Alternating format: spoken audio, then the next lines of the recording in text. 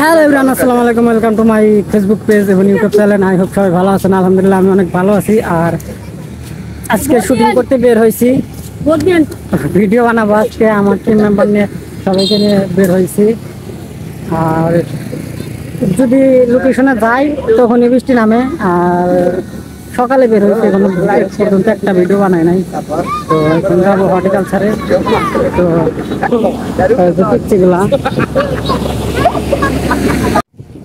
তো ভিউয়ার্স, আমরা লোকেশনে আসছি। আর হর্টিকালচার ওর ভিতরে যে বানাবো, আর জানি না ঢুকতে দিবে কিনা। আর দেখতেছি খোলা।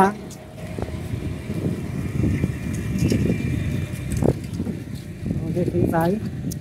আসসালামু আলাইকুম।